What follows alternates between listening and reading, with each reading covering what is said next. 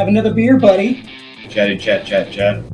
I think that they probably said that being shorter is advantageous. Well, they need to teach me then. There you go. So we had to poke a little fun at him. Call you Ginger Swag. Yeah. If you weren't bowlers, what would you have liked to have done instead? Anything else. Literally anything else. That's a great answer. The horse is so dead that it's on some kid's school project in a landfill already. And there you have that one before. No. We'll talk about that one more. Terrible idea.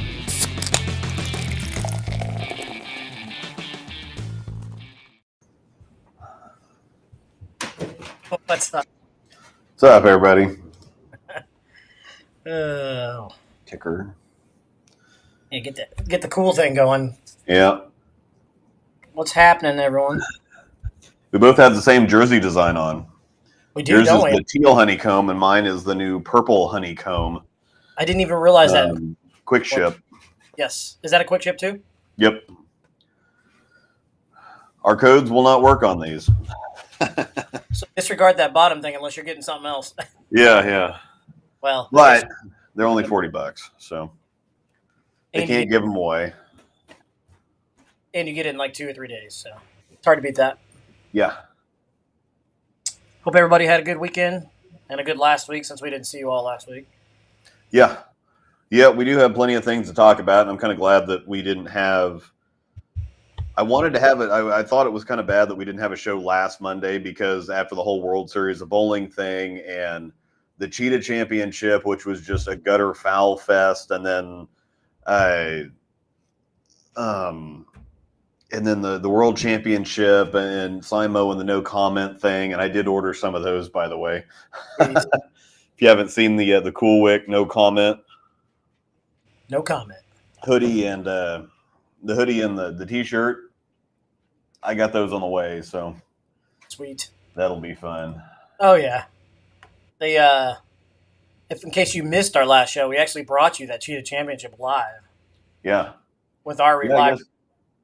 Yes, we did do that. I remember that now. That's been 2 weeks ago already. So yeah, that was we called that live on the air. So that was.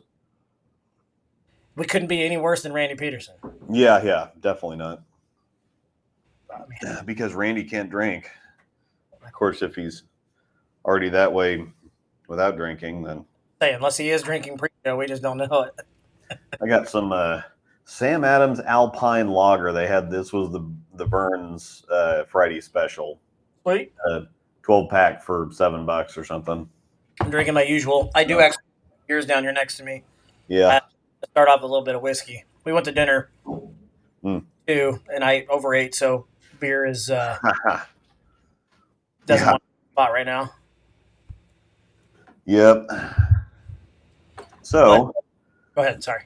No, I was just going to say we have several things to talk about. We can recap that. The Anthony Simonsen no comment thing was hilarious. Hi, Bucko. What? Woof. What is woof? Woof. Come here. Up. Okay. Well, you can't jump on the chair. Okay. Hi, Bucko. You the Bucko? The Bucko. Got to show you this live here. Everybody's humor is terrible. But I hope you can see this. Oh, let me go this way. Yeah. It says I specialize in roofing. Dog with a hard hat. Yeah. That's great. I know. I'm dumb. So we can talk World Series of Bowling. Mm-hmm. And then the string pin thing is going to be fun. I probably have an unpopular opinion. We've actually covered in an older show. We've actually talked a little bit about the string pins, but we have not talked about it since it's been certified. Yeah, and that's, I think the last show we thought that it's like, well, it's never going to happen because string pins are just so different. However, they turned around really quick because I think that they put out about this. Thank you, sir. About this time last year, they put out something else that said, oh, yeah, this is, they did all this testing and it's like, yeah, it's just not viable for a regular environment. And then more testing and they got some things nailed down. I was like, oh, okay, we can do this now. And it's like, okay, I know. The post of Sean Lavery Spar posted of I don't remember who, he just shared it, and it was somebody ball going through the pins, the string pins, and the 10 pin is just standing there and just goes. Yeah. One of the strings got the 10-pin. Or whatever it is. It was horrible. Yeah. I mean, I'll take the hit, but Mm-hmm. the World Series of Bowling was pretty good. It's pretty dang good. Uh-huh. All I've got to say is freaking EJ. My goodness, man. Yeah. My goodness. And he's putting together a season. I mean, back when they had like 30 tournaments a year, there weren't people winning 5 titles. No. And especially with the amount of talent that we have now. Of course, there was plenty of talent way back when too, but I think technology and the coaching and everything has leveled the playing field a little bit. It used to be kind of, if you had the sixth sense for bowling, that was just all you needed. Now I think that there's a lot of people that maybe wouldn't have otherwise, if you got a ball wrap back there sitting in your pocket, that's a whole lot of help and a whole lot of information instead of it's just you out there and you've got to figure it out. Yeah. I think that there's a lot of people that are really good at throwing the ball as long as you give them the ball and tell them where to stand. Yeah. Like, okay, here's the ball. Stand here, throw it there. And they're really good at doing that. But not everybody can do that. Plus, they're not, the bowler and their own rep and everything all at the same time. And so I think that those are a lot fewer and farther between. But I just realized what James said down here about Randy heavily drinking during pre-show. Yeah. That's it'll make it make more sense. Yeah, that's pretty good. But no, it was a great World Series. It was a good. Actually, every show was great. So, I will say that the Belmo EJ World Championship final was amazing. That was good stuff. That's what bowling's all about. Yeah, especially at that level. Well, and especially with all the criticism that EJ's had he kind of has, Chris Barnes syndrome from back when Chris was younger. Yep. It's like every time that there was a big moment, Chris would open. Every time he needed a shot, he would find a way to screw it up. And that's Barnes if he would actually even won half those tournaments. Sorry, I didn't mean to cut you off there, but it popped like right in my head. No, that's on a show like every week. Mm-hmm. No, that's exactly where I was going with that. So he had TV syndrome, and he just gets on, the lights are on, and it's like, what do? Yeah. He just made bad shots at the wrong times on TV. He was always in a match. He was never getting blown out. He just made a bad shot at the wrong time. Yeah, and I think that's Marshall Kent has had a little bit of that too, where I don't necessarily think it's nerves. Some of it might be nerves getting a little tight, whatever, but sometimes you just throw a bad shot at the wrong time. Oh, no. Like you were saying, sometimes it just happens, and everybody's just waiting to say, oh, he choked or he did this or whatever else. And it's like, well, no, not really. Yeah, absolutely. And then shout out to Matt Ogle. Yeah, Ogle getting his first singles dub was pretty awesome. Yeah, it was a Defender hybrid, wasn't it, Nico? Yeah, I was pretty happy about that. Yeah, that's good to see. Good to see. Matt's good. Pretty cool. Like, both full-time on the tour and still works a full-time job. I mean, he owns the company. It's cool to see. So it's rare. And I'm sure that happens a lot on the PWBA tour, that those ladies, a lot of them work a full-time job on top of it, but it's still a guy that doesn't do it all the time. Well, doesn't do it, rely on it as his breadwinner can still win too. So because you can't tell me that guy's got the time to practice that all the other guys have. No, especially with maybe more so in the winter, but his having a mowing business, there's no way that he's going to be, competing, or he's going to be out there practicing. He's going to be out there humping it 6. And I've seen some of his posts too, where he's out there doing 6-7 days a week. Yep. If you can't either find people or can't trust people or whatever else. And so, he's out there, 12, 13, 14-hour days, 6 days a week. Crazy. And he was actually, people were making fun of him on one show that he made because he had the whole raccoon look going on because he was all like tan or sunburned or something for the show. And it's like, Doesn't he also do like landscaping too? Yeah. And most people that do, because I worked with a guy that has his own business here in town, and he does landscaping and he does the little, he pushes snow in the winter too. So I'm imagining that Ogle probably does that too. I don't know if he gets a lot of snow where he's at. I think he's in Kentucky. I'm actually not sure. I would imagine he's got some kind of something going on year round. So it's not just mowing lawns in the summer and then taking the winter off. That's still pretty cool though to see a guy that doesn't have the ability to be able to go practice all the time like a normal guy does that does it for a full-time living. To be able to, that's pretty cool. Everybody thought for a while, is Ogle going to have that one title where it's just the doubles and it's going to hang on over his head forever? Yeah. And he finally got it done because that guy can strike a lot when he's lined up. So it's good to see one of the good guys win too. Yeah, definitely. And I think that's something that's going to be a lot more common here too with the men's tour having a shorter season. It's not that much longer than the PWBA season. Not. So, and it's really limited as to what those guys can bowl outside of it. Cause I don't think that most people have a KC tournaments type situation where they can go bowl something a couple times a month. I don't know that they really have, and the tournaments that they can go to are stacked fields that have a bunch of, it's basically a PBA regional. They're either at PBA regionals or at other tournaments that are basically PBA regionals because all the other tour guys are bowling it because that's all they can bowl. Right, yeah. And that's what I say, pretty much most of those guys, I think a lot of them do just bowl regionals year round. Yeah, yeah. If they're not bowling the tour, they're chasing the regional thing every week or post every week if possible. I don't know if they have yeah. Sorry. Some of them, it depends on their contract too. Yeah. So some of the guys, I was talking to Stu at one point, and he said it's kind of hit and miss if the guys have a decent contract because he's like, unless you win a regional, he's like, you end up, if you cash, you're breaking even basically, and so it's like if you go to a regional, you've really got to win to make any money doing it. And then he's like, it's just like $1,000 or something. And it's like, that's not really even worth showing up for.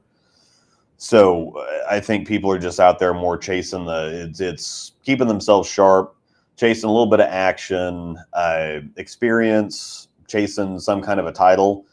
He said, but some people it's, if their manufacturer contract takes care of them a little bit more, they kind of pick and choose.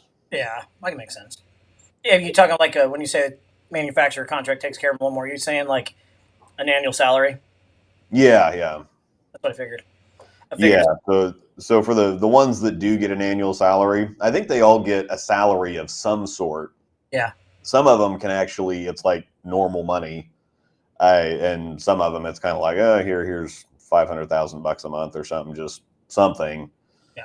Something to help out a little bit, but some of those guys clearly make enough that they don't have to work year round. So yeah. And then the bowling tournaments that they make, the money they make on the PBA tour is just bonus money. Yeah. Well, I tell you what, that would make you feel a whole lot more comfortable when you're competing week to week. That's just my opinion, but I do want to give, since we're on the PBA talk, I want to give a shout out. I don't know if he's going to watch or not, but a buddy of ours, Boog Kroll, got a regional title this weekend. His first regional. Oh, sweet. And Boog is one of the good guys too. He has been on absolute fire here lately. Yeah. Absolute fire. And it was one of the bigger paying regionals. It was a little over $5,000. Oh, sweet. That was well worth it. It was a big field down there in Shawnee, Oklahoma. Yeah. We had a couple of buddies that bowled down there, obviously. Johnny Clark bowled, Dylan bowled. Yeah, Riley bowled, Bo bowled, Zach Rhodes was down there. Oh, that's right. Riley did bowl. Actually, I think Riley was the first one out. Yeah, he missed the cut by 4 pins, and then Dylan was right behind him. He missed it by like 7 pins or something. Not to kick Riley down, but isn't that the second time he's missed a cut by like less than 5? I think so. Yeah. I think the same thing happened at the McPherson Regional just a few months ago. That's so hard. I think that one he missed by a stick, right?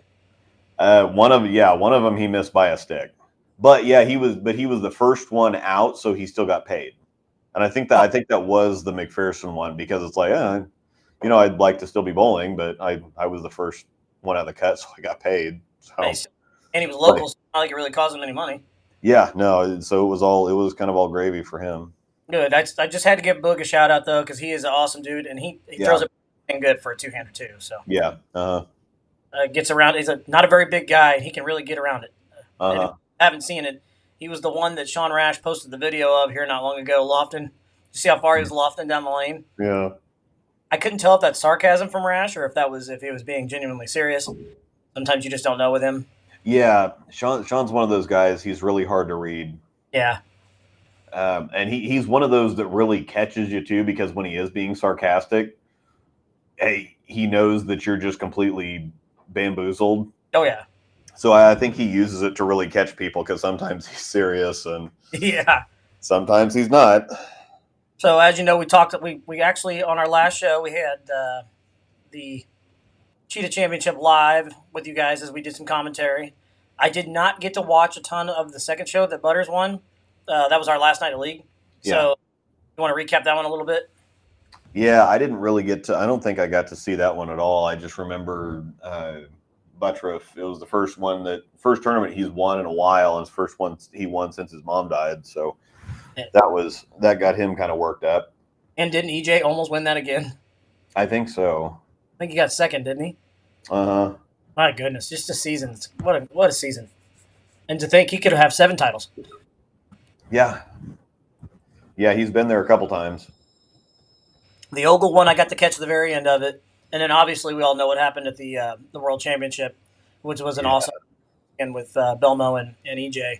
It was cool to see EJ get up and actually deliver when he needed to make the shots too. So that was cool. Yeah, and I think EJ bowled the better game that match. And Belmo said as much. He said it's like, the better bowler today won.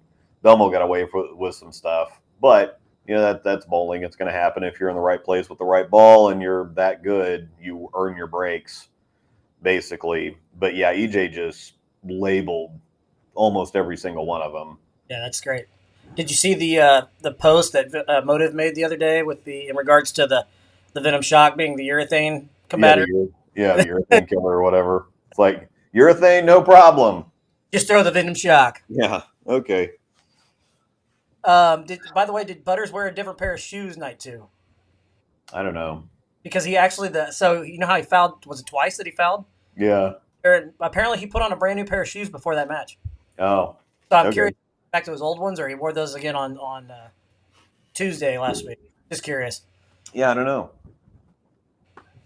And we do have one of my favorite tournaments coming up, the Roth-Holman doubles. I love. I like team bowling. I always have. So whether it's doubles or single, or doubles or team or trios, whatever. All right, we need to bankrupt UFC. They kill bowling for good. Yeah, they're frustrating. That's for sure. All right, should we get into our string pin debate here? Yeah. Not really debate, but I am curious to hear your thoughts, since we opened the show with you saying that your opinion may surprise some people. Yeah. So let's have it. Get the cat out of the bag. Yeah. I think it's one of those things where it depends on anytime anything's different from what you're used to, it can kind of throw you off. Yeah.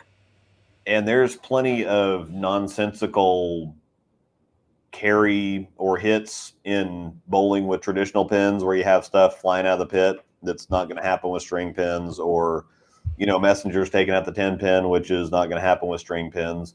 And James put something in here saying that the documentation that they did on it,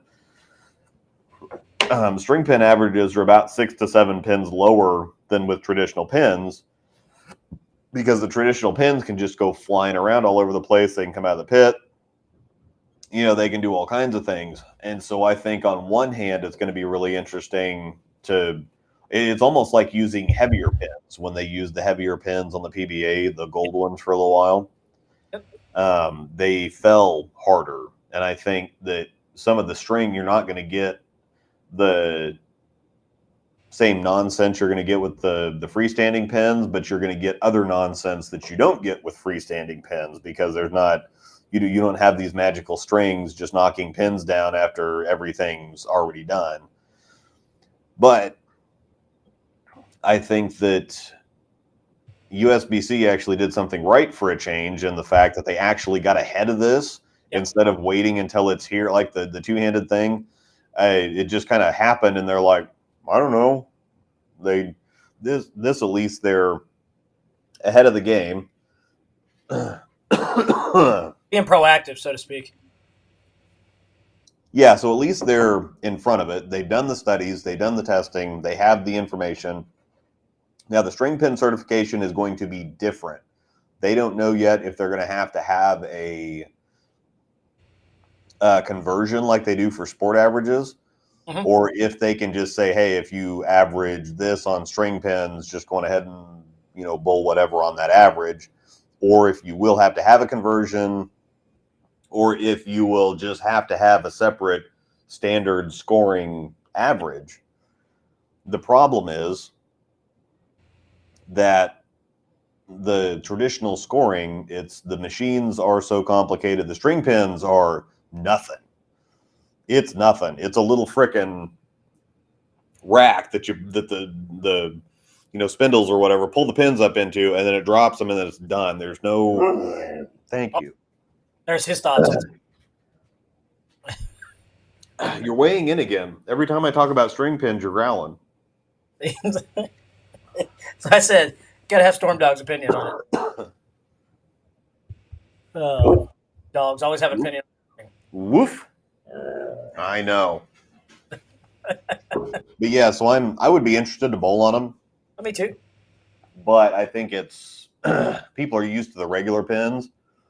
But there's still going to be bullshit with string pins. It's just going to be different bullshit than what people are used to. Yes. And scores are going to be lower. So that's the interesting thing that I find, that people are really against the string pins despite, the averages being lower. And, you see all those videos like somebody shared about where the 10 pin's hanging there, and then the 6 pin went to get drawn up or whatever, and it knocked over the 10 like 3 seconds later. People see that stuff. Yeah. But 7/10s really shouldn't, you really shouldn't be able to pick those up, or you really shouldn't be able to pick up a big 4, or if the pin goes off sorry. I did that a little bit of a cold over the weekend. And whew. By the way, when we go to Branson while we're in Springfield here in about a month, actually a little over the month, Andy B's there at the landing actually has string pins. Yeah. We have looked at those when we're walking by. I wouldn't mind to actually take a crap throw it just to see it. Yeah. The Wamego, I think that's about 45 minutes from us or so. Yeah, we could actually go to Wamego, and since that would be something interesting to do, is drive over to Wamego and bowl on them. Yeah, I mean, we could do that this summer. Something to do. Yeah. That'd be we might have to make that happen since they're certified now, basically. So that would be something kind of fun to do. Now, honest question. If you get one of those weird string pin hits where the 6 pin takes out the 10 late, because, like you were just saying, do you slap that out? I think you have to. I think you have to, just to piss people off. No, I can definitely see some people frying. That's pretty good, though. Yeah, but I would say that if you're left with a split or something, and the pin has to come from back out of the pit, that's how many times, if you had are you more upset,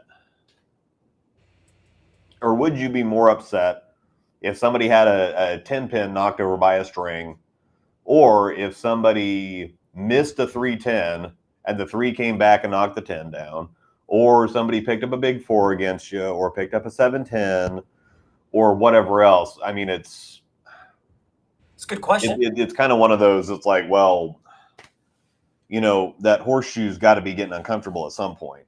Oh yeah. I'd have to say I just haven't got to see enough of them. Obviously, videos on Facebook and Twitter, wherever they've been posted. Anyways, I haven't really seen enough of it to have a full opinion on it too much. I mean, it's just another form of bowling. To me, I look at it as more, that's pretty cool to go do on, like, if I'm on vacation or something like that, and there's something close like Wamego. I don't know if I could get into it like I do regular regular pins. It's just, to me, it just seems like more fun than anything. Yeah, it's kind of like duck pin bowling, where it just seems like it's more of a novelty, but as far as actually like competing or it just doesn't. And that's the problem. I don't. If we went to string pins, it's like I don't mind bowling on twister pins. I like bowling on twister pins unless it's a gauge center. In which case, no. But I don't mind bowling on them at Westridge, provided that the racks, yes, knew where I was going there. Yep. Or Belton, they carry different, and that's what Riggles mentioned in his article that he was sitting next to Walter Ray at something, and Walter's bowled on string pins, and he said it's like they're like twister pins. He's like they're different, but so that's kind of his comparison. He's like they're different than bowling on regular pins, but the better bowler is still going to win. Oh yeah, I also too look at it as if they bring more bowling centers around because it's cheaper to operate and it grows more interest in the game, then I'm okay with it. If it just keeps bowling going and that's all we have to bowl on is string pins, then so be it. I'll be out there just like everybody else bowling on string. Yeah, and I think that's kind of where I'm at, is that there's a lot of these centers that are closing. Yep. Because you have to have a good mechanic. It's going to cost a lot, and then parts cost a lot, and then maintenance on the machines. And string pins, you can hire a high school kid and teach him everything he needs to know in a couple hours. Oh yeah. And that's it. I wish we had them closer though, but I guess like we said, Wamigo's not that far away, so yeah. Haven't got so when the people that I went and watched or that I saw bowling on them for the first and only time I've actually seen them in person. Obviously they're not real bowlers. They're just there for fun, throwing their plastic balls, 2 fingers and chucking it. And it's nothing against them. I'm glad they're in there bowling and enjoying the sport of bowling. But you don't get a real judgment off of it if you take somebody like, I see James in the chat here, somebody like James, or even myself or you. Not that I'm anything special, but just I can get a real judgment off myself. You know what I mean? Yeah. So. I think that they bowled the down in Alabama or Georgia or something last year. They had the World Championships or something. Yeah. That the women bowled on. Yes. And yeah, it looked. It looked tough. It looked different. There was a few times where it was just it looked a little ridiculous with some of the carry. Uh-huh. However, I think USBC has a set of standards now, and they found out the right string length and all kinds of different things. Let me read this. Go for it. There's a few interesting things in the report. Oh, did you get the pull up? Yeah, and there will be a few things that you're going to have to watch for. There are a few different rules with string pins. I don't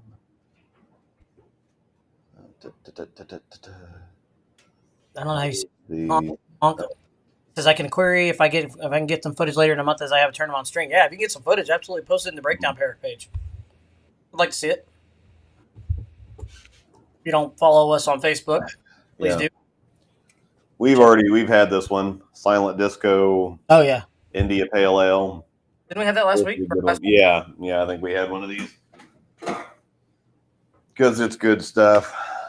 Yes, sir. All right, so final specifications reduce the string length to a minimum limit of 54 inches. This length allows for improved scoring and split conversion rates compared to free fall. They indicate that strike percentage on string pin bowling under the final specifications will be 7.1% less than in free fall. So you're going to strike almost 10% less of the time. So your average will, if you're striking 7% less, James would have to do the numbers on that, but that translates to 10. It says this could result in average differences as large as 10 pins or more. Unusual spare conversion rates have been nearly eliminated. Additional bowler tests are needed to better determine if a conversion between string pin setter competition and free fall is reasonable. They will certify string pin setters and string pin bowling as an independent category of equipment and competition, separate from freefall machines, effective August 1st for this upcoming season. So they're pretty aggressive on this. They just said, "Hey, we're doing it, and we're starting it here in a couple months." Yeah, I'm surprised they did it. I really didn't think they would. Yeah. Here we go. Summarizes the findings. The strike pocket. So now they have actual specifications. Before they were just kind of testing string lengths and all kinds of different things. Now they actually have enough information to where they have a set of they developed a set of specifications. Strike pocket is more aligned with free fall than the original phase of testing. String-related strike occurrences are down to less than 1% of shots.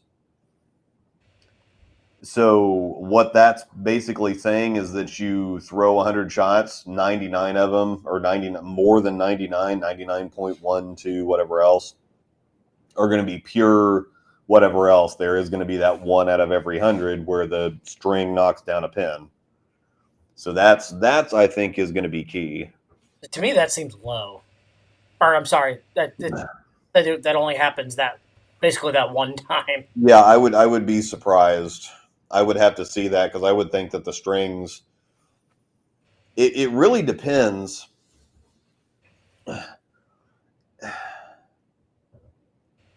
Yeah, it just, and I think that's probably the thing, is that if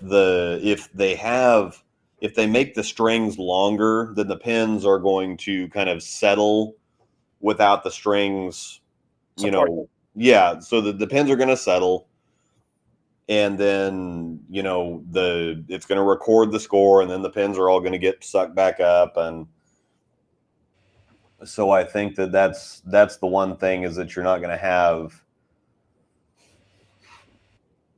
I don't know, it's really tricky, and that's kind of interesting that they've gotten to that number.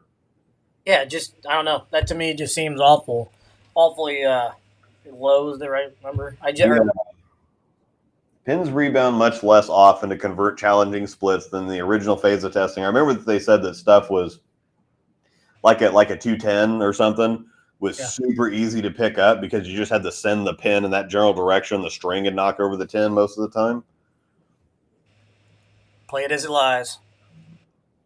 Preliminary specifications have resulted in some challenges with higher tangle rates. Additional research showed that shorter string lengths than the proposed specifications reduce the tangle rate and maintain most of the scoring improvements. That's interesting. Are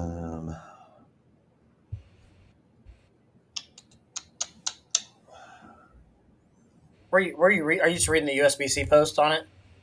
Yeah, I went to the research, and then they have a report that's linked on the PBA site.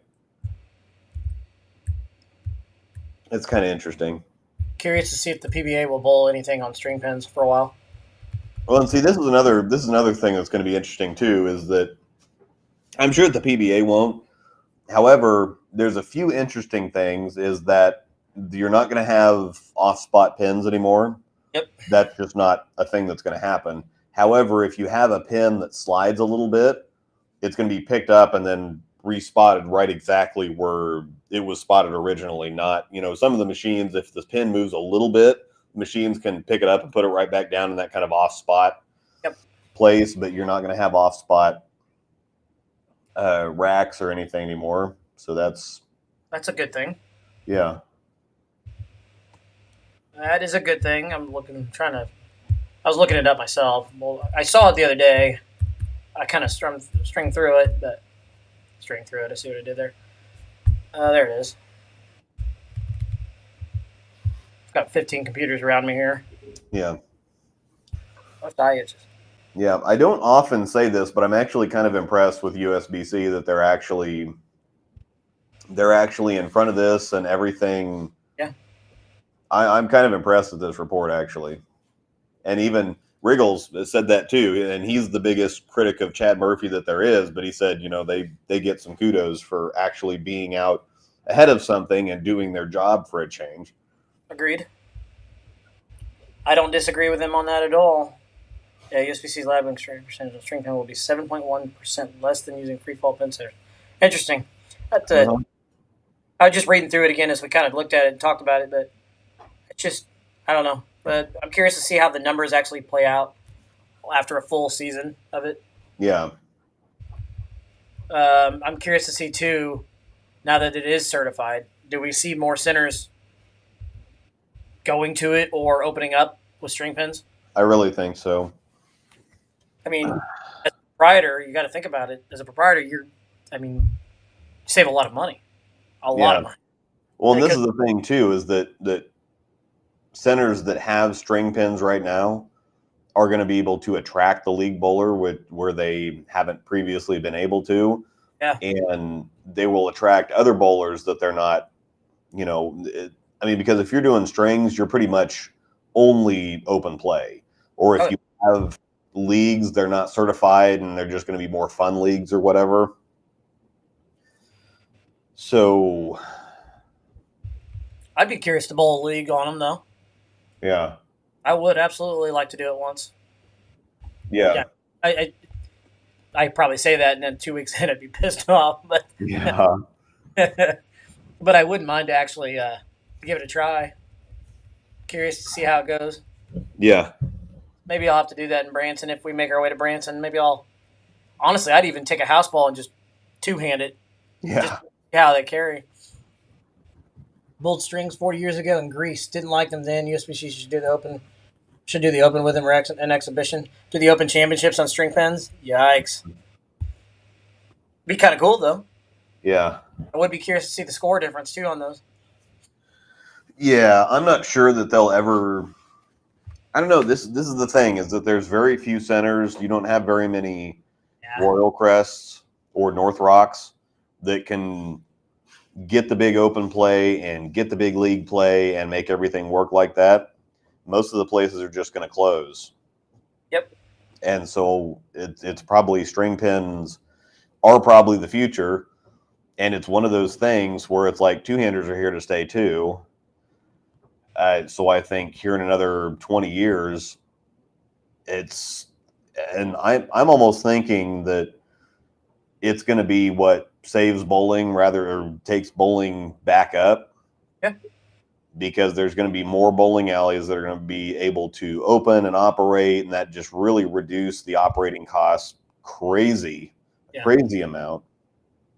It's just the problem is, can you get the average bowler on board with them? However, most centers right now, traditional or string or whatever, are going the more open play route because that's where the money's at.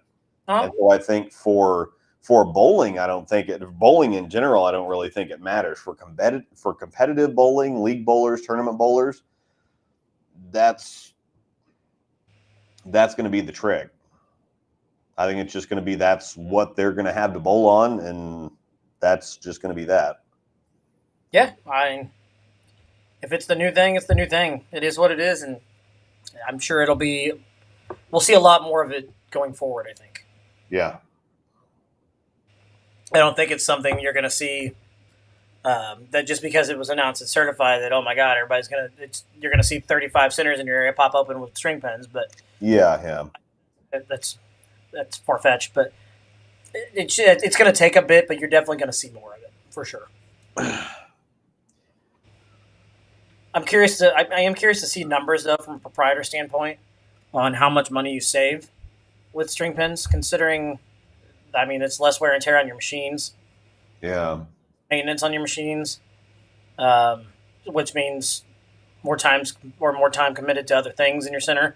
Yeah. You don't need a head mechanic. No, you don't. No. So, and I'm sure to work on the damn things, you could probably almost teach a dummy to do it. Yeah. So, I don't know. Yep. We'll see. I am curious to see where it goes from here. Yep. Less electricity costs too. There's another one. Yeah. And you just can't get parts for stuff anymore. Nope. GSXs are awful. A2s are great, but you can't find parts for them anymore. What's Westridge have? GSXs. That's right. Pins are always off spot. Isn't that what Aaron's has? Yeah. To be fair, You can fix an off spot pin on GSXs, and an hour later they'll be back out.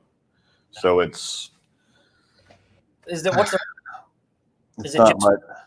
Say what? What's the reason on that? Why do they the GSXs, the pin holders, they have a couple screws in them, and they're on like a rack or a slider, and so you can undo the screws and move the pin spot back and forth. And so they're super easy to get back out again. So basically you just, slide them in the right place and tighten the screws, and then they're fine. But, the mechanical stuff just makes the screws come out a little bit and makes them move. That makes sense then. I guess I've never actually physically looked at those machines. So I just know that they're awful. Yeah, I complained about them enough back in the day that I was educated. Yeah, I'm sure. It's every time we bowl on them, I always get it just seems that I'm always on the pair that week that has the worst pin spot ever. Yeah. Anyway, it's not like, was it Aaron's that one day where we had, God, I want to say the head pin. I'm trying to think of where the head pin was at. Yeah. It was so far off spot.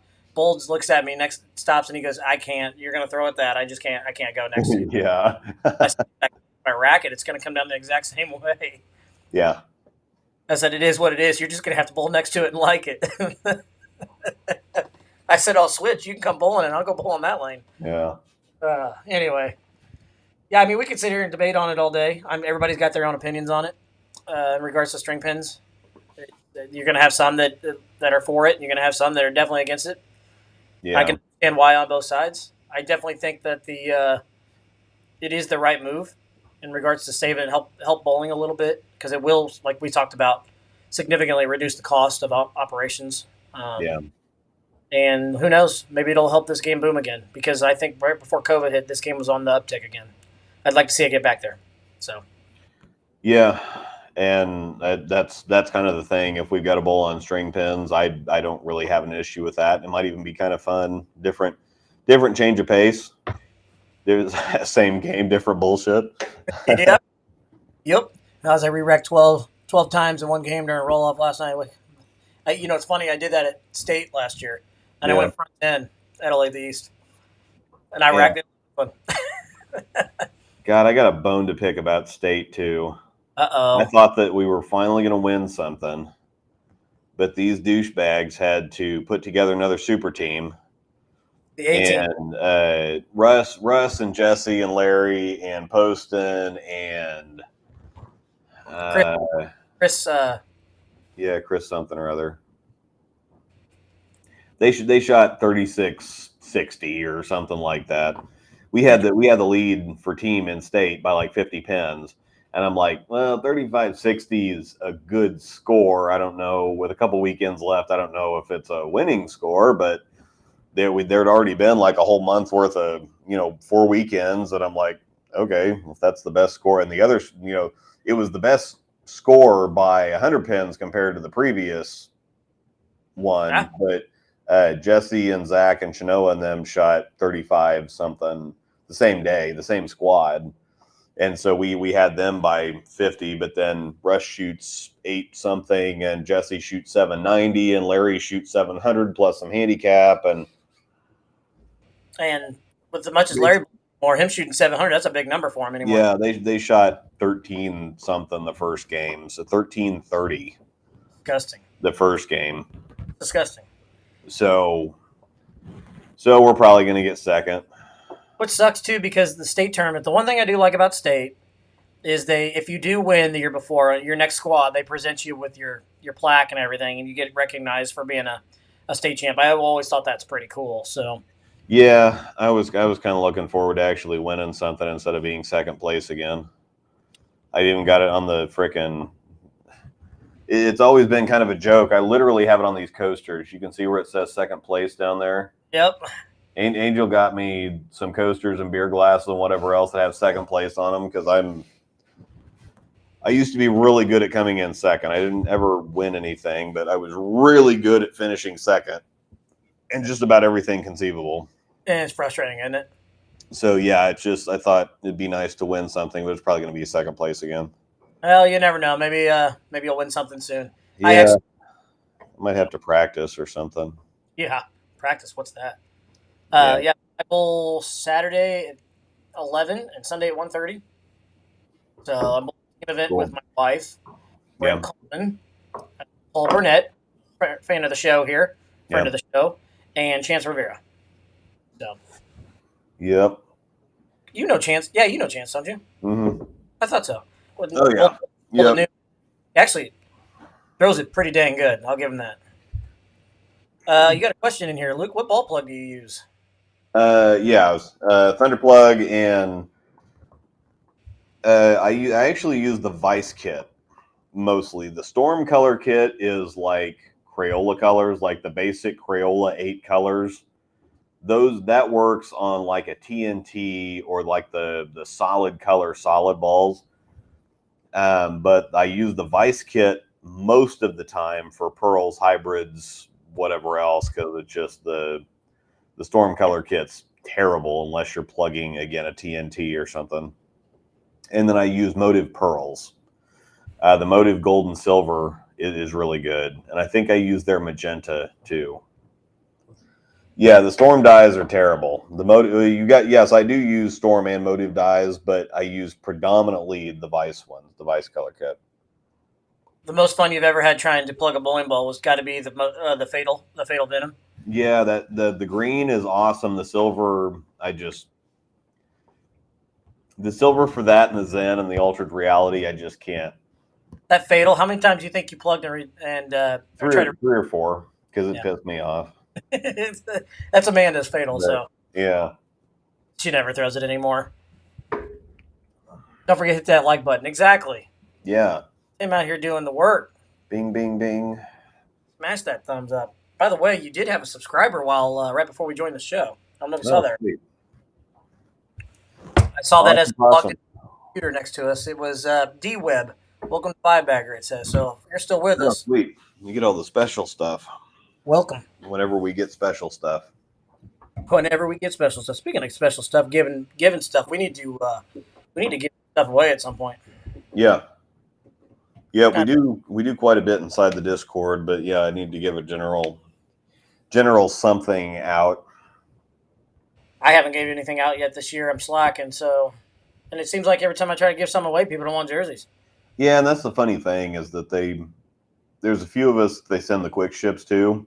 They say, hey, make a video, whatever else, and it's kind of like people actively go out of their way to avoid the jersey stuff. It seems like we've done some of the contests and whatever else, and I thought we'd get a lot more interest than we did, but it's just kind of like, no, it's just not really. People want free bowling balls, but when it comes to jerseys, it's kind of like they just rather buy their own stuff. Yeah, I'm terrible. Fine, use our codes. We get the ticker scrolling.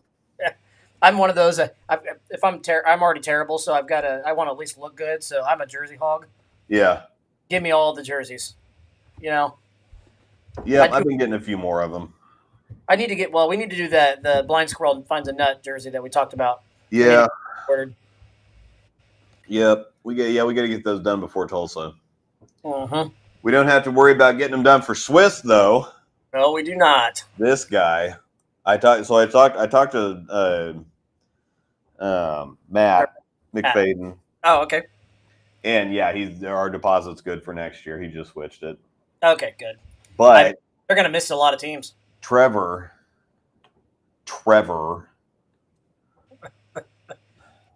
It's like how do you pick that weekend? Like it's the same weekend that they schedule this awesome tournament every single year. Every single year it's this weekend. And they schedule their wedding on that weekend. Hey, he's going to have if there's any ladies in here watching or comes back and watches this later, I don't mean this in the bad way, but he's gonna get kicked right in the legs or right between the legs every time he has his anniversary every year and she wants to go do something. Yeah, I mean it in a bad way. Oh. Yeah, so that's the last time that Trevor's ever going to bowl Swiss. So that means now Dylan can't bowl Swiss, and now Boog can't bowl Swiss. Oh. There's some significance to the date. There's a reason why they picked the date. I won't go into detail why they picked that significance, but Yeah, I know. Trust me. He's gonna regret that come later. Yeah. But yeah, I was a little. He told us Saturday night I was a little frustrated knowing we weren't getting the bowl Swiss this year, but that's all right. We'll have a good time that weekend. Yeah, we don't ever make any money anyway. I'd tell you what, we always are close, but we find a way to pull out late. And then I shouldn't say we're always close, but we're always in position, and then late on Sunday is where we fall out. Yeah. So one of these years we're going to put together. I'd rather have a middle day on Saturday, and then Sunday we come out hot. Yeah. That's all right. Well, it'll happen one year, damn it. Yeah. Not saying we're going to win. Yeah. There's a bunch of good teams, but yeah, placing somewhere would be nice. Yeah. Placing somewhere would be cool. I saw the PBA League is also going on that same weekend too. Oh, yeah. That's what Matt said. He's like, he couldn't do it there. He said there was a regional, and then there was some other stuff going on, but he's like, yeah, he just couldn't move the weekend. It just had to be. So frustrating. That's all right. We'll have a good one. So I guess we can get into play chat here for a little while. Yeah. Yeah. How many years until Luke and James can team up? 2031. Dang. Old. Yep. I've got a little bit over 8 years. Angel has a very, very little bit over 8 years. I've got a very long time. Let's just say that. I'm only 30. I'm going to be one of the old guys. I did. Danny Bradley is hit the over, and he bowled with Jeremy Rager this last weekend. Yeah, Jason Crouch, I think, is going to be 50 this year. He is going to be 50 this year. He did tell me that. I can't remember when his birthday is. It's June, July, or something. I think, and that's probably way off. But I'm not a bowling. I'm not a birthday person. So Robert McCraw will be bowling on string pins by then. Yeah, good one.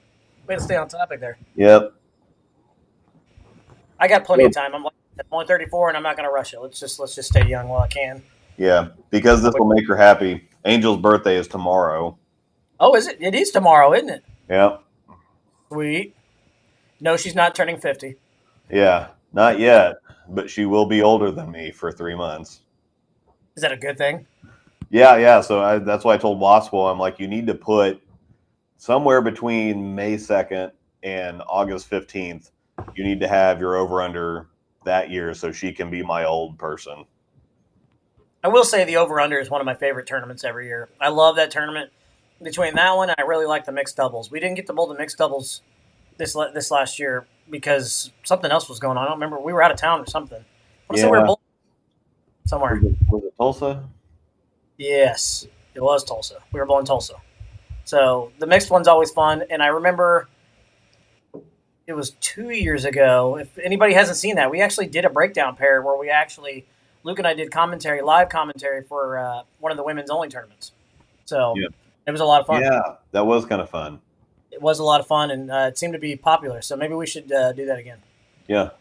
Can I say happy birthday from the future? Is this the second here? That's great.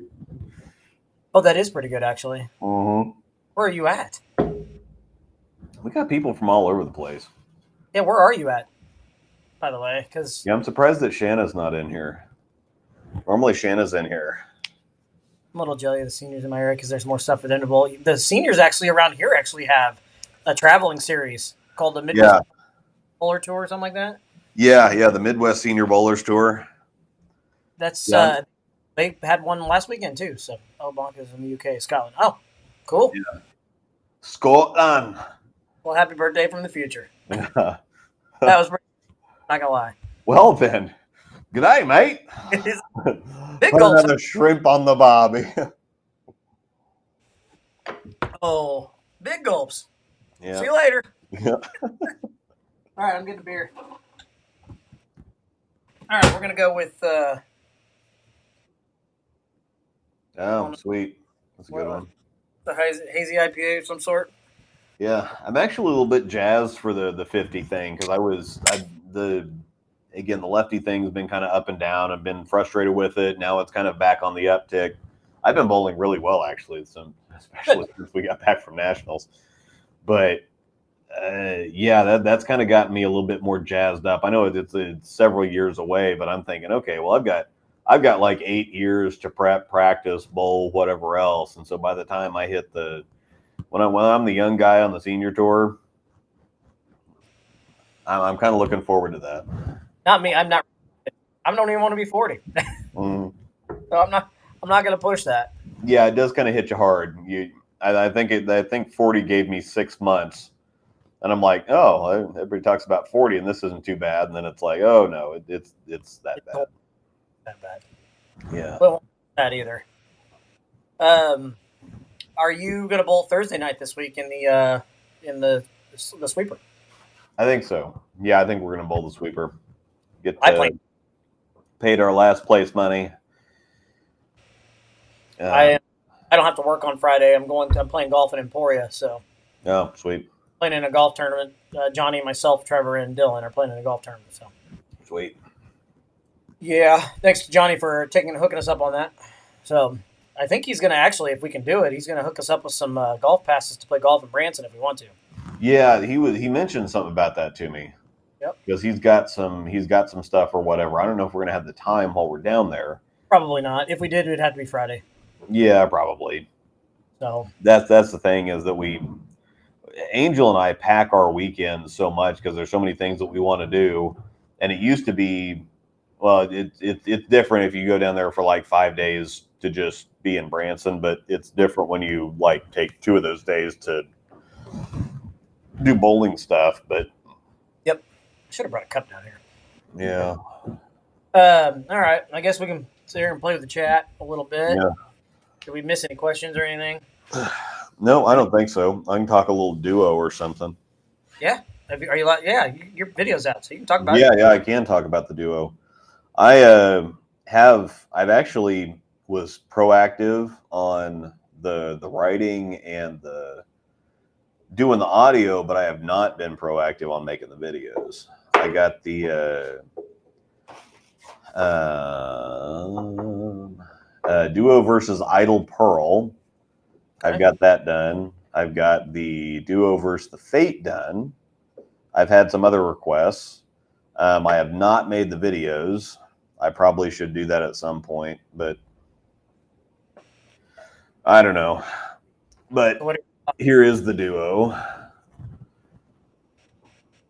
Kapow. I like the colors. I like green. Yeah, and in person, it looks green and black, but this is like, you can't really see it, but it's like that deep high road blue. So instead of this, it looks green and black, and you're just not going to be able to see it. But it's high road blue. It's like aquamarine or something, just a really dark. Yeah, everybody wants duo versus Zen, but I don't think that's going to happen because I don't have any new footage.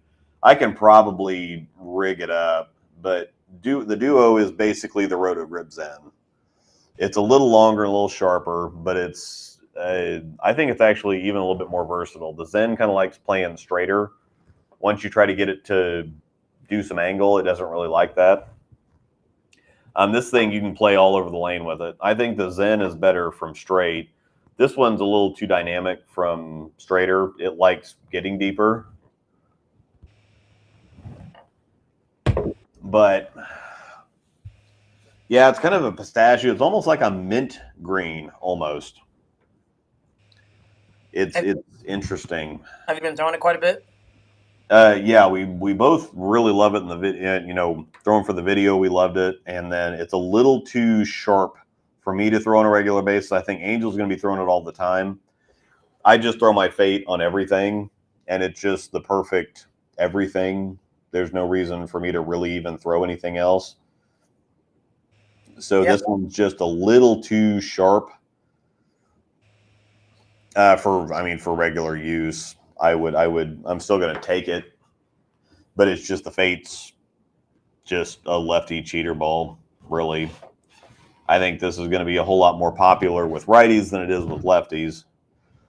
But I think it's the same. Well, if they're lefties like me, if they're traditional lefties, yeah, this is going to be great because it's a Zen with more back end, basically. Yeah, the Duo would be a step down from the Exotic. It's the exact same shape. It's just longer and sharper. It's got a little bit of chug to it. So, yeah. Dynamic Duo will be the name of the Microtrack Solid version. Yeah, they really set themselves up for it. Yep. Because this one's the Stephanie Johnson and Shannon O'Keefe collab, right? For Big Brothers. Yeah. That's cool that they're doing something like that. Yeah. I probably shouldn't say this, but I'm going to say it anyway. Uh-oh. They're only donating 5%, which is, I think awareness is one thing. You know, doing anything, period, is like awesome because they don't really have to do anything. However, you kind of question the motivation when it's like 5%, and it's from domestic distributors. So the staff, I thought that this was funny that our idiot staffers got all jazzed up about, oh yeah, make sure you get your orders in from the Duo. It's like, if you order it from HQ, there's no donation. It specifically says 5% of sales from domestic distributors. So if you're ordering it from HQ, it doesn't count. And so sales to domestic distributors. So when you pay $200 for a Duo at your local pro shop, or $165, I think is what it kind of averages out online, it's not 5% of that. It's 5% of what Storm sold it to the distributor for, which is closer to like $100.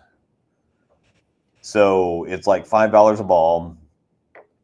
And before people do the math, they get all jazzed up about it and they think, oh, this is really cool. And it's like, well, Storm's going to make so much money just based on the fact that there's a collab with it, that the $5 is and plus it's like the donation's like a tax write-off or something because it's a charitable donation.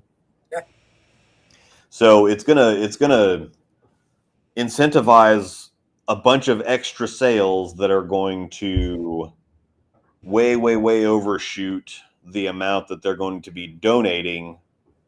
So the amount of extra money that they're making is going to definitely way offset the amount of money they're donating, basically. Right. Mm-hmm. It's one of those things that you kind of wonder if it's like a sales boost gimmick or something, rather than like a charitable thing. Now the Paint the Lanes Pink thing, where they just comp like all, they comp everything and 100% of the sales goes to charity, that's a totally different story.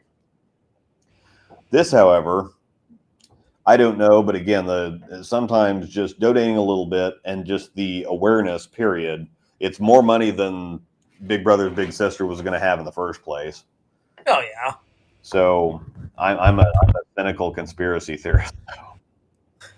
Hey, I understand though. I can see your point of view though on what it's still pretty cool though. At least it's more money they were going to have before anyway. So like you said.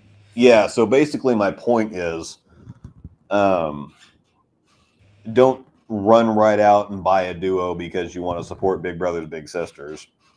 If you want to support them, make a donation straight to them. That's going to be the best. Yeah. You could take, instead of buying a bowling ball, you could take that $200 and donate it right to the charity. Fair. If you buy the ball, they're going to get like 5. And of that 5, the kids are going to get like 1 because the overhead is like 80% or something. However, we think it's a ridiculously good ball. It's one of the most versatile balls I think out there. It's at least on par with the Zen, if not maybe a little bit better than the Zen, because I think it's more versatile. That's kind of a bold statement, but yeah. Okay. By the way. Yeah, I think it's a great ball. Good. I think it's a really, really good ball, and I like that. There's some hook potential overlap with several balls, but it's longer and sharper than the Zen, and it puts it in kind of a different zone. It's a whole lot stronger cover stock than the Phase 5, so there's no overlap there. It's similar hook potential to the Fate, but again, totally different shape. There's no overlap there. There's no overlap with the Revenant. There's no overlap with the Idol Cosmos, which is what the pearl that came before it. Totally different shapes. I think that they're being pretty smart. Unless it's an Electrify, then we just need more and more Electrify pearls. We just had the Electrify Go come out in like October or November or something, and they've already announced there's another Electrify pearl coming out that's just a different color, which I don't know. It's a low end ball, but it's a performance low end ball. I think everybody's hoping for a Electrify Solid replacement, but the hype Solid is kind of close. It's close enough, but I don't know. All right, here's a good question. What would your guys' collab ball be called? Weight block, cover stock, finish? That's putting me on the spot. The hardest part is going to be the name. I'll just be original. We'll just call it the breakdown or something. Yeah. I don't know. Global had a breakdown. What's that? Global did have a breakdown. Yeah. Yep. But yeah, it could be the breakdown. So they had the break, and then they had the breakdown. I did not know they had that one. So there it has. They have the breakdown. Yep. I don't know a ton of stuff on the Storm stuff when it comes to cores and covers. I mean, I'll give you a core. Let's give you a gas mask core. Yeah. And look, you pick a Storm cover with a gas mask core. Yeah, probably E-Trax, like the RSTX2 cover. There you go. On the gas mask core. Call it the breakdown. Yeah, high RG ball. Yeah.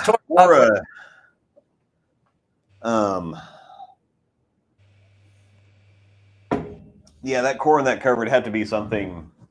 We have to think of a better name because the gas mask core is. Yeah.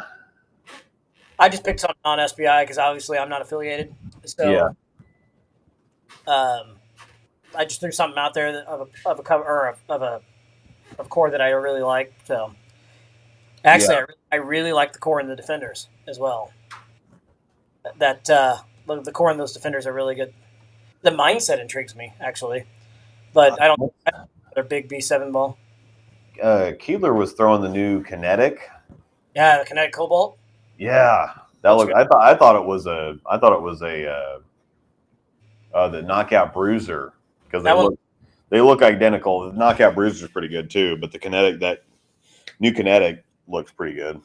Yes, it does. And then they just came out with all their new. The Hammers actually got their new spare balls called the Axe. Yeah, they did see that. Steve Brunsnick actually did a video on him trying to make him hook. Yeah.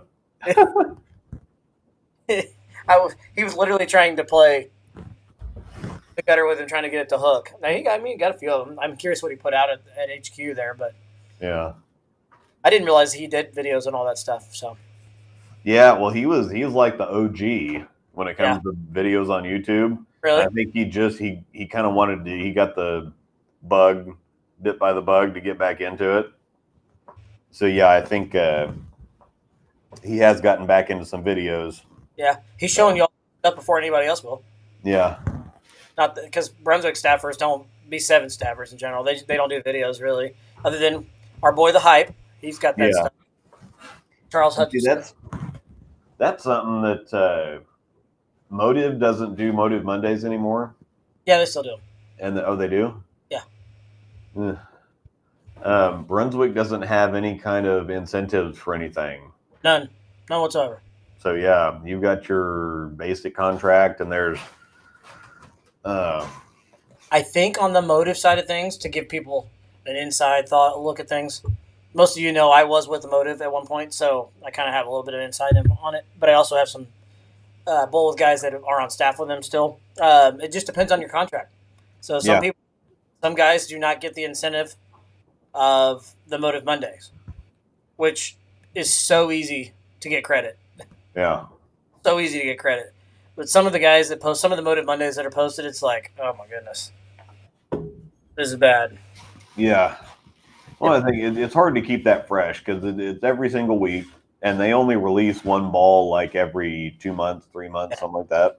Every quarter. Yeah, so they don't have a whole lot of stuff coming out. Maybe. It may be every month and a half. Yeah.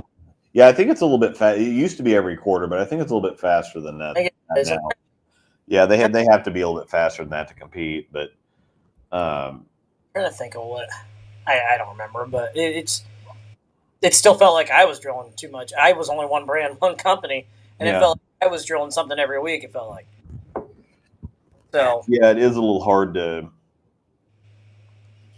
It's a little hard to make motive, 52 motive Mondays out of releasing like 8 balls for the year. I thought my Mondays were okay. At least I felt like I at least kept them fresh and rotated them in and out of different things. I didn't do a ton of old stuff. If I had recently drilled, probably a kind of a nostalgic ball, like not really nostalgic, but just trying to think of a ball that's a discontinued ball.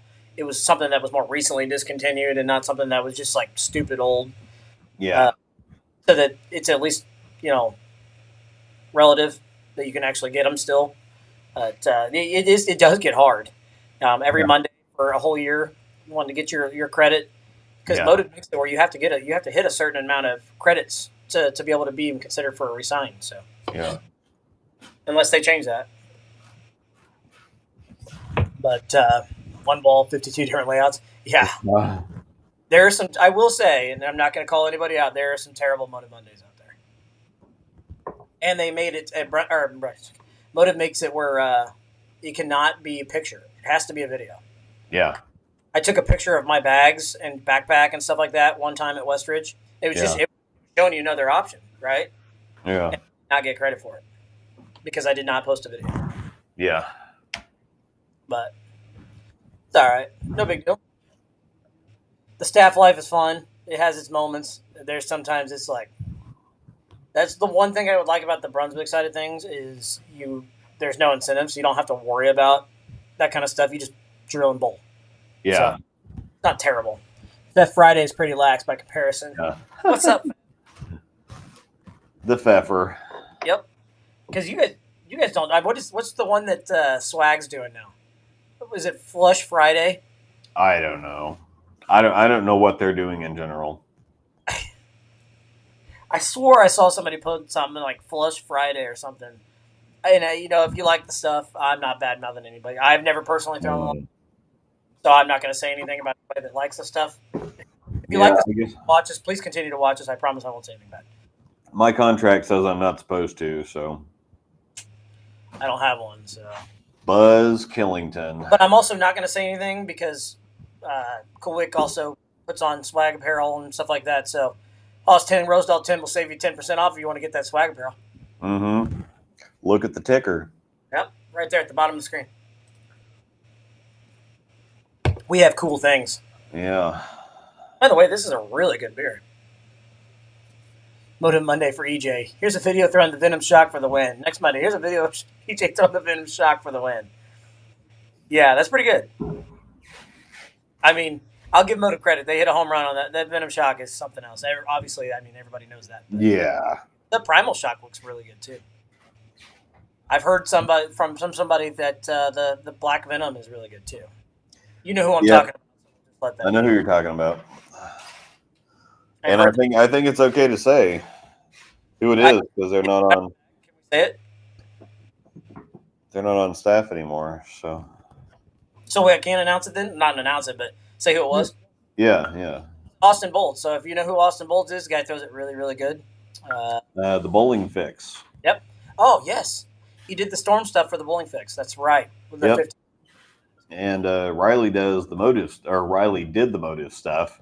Yep. Now it's all screwed up.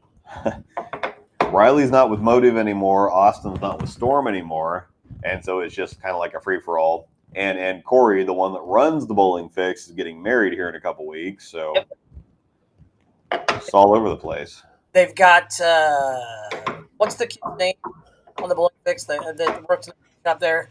Parker Tippin. 14 pounds of fury.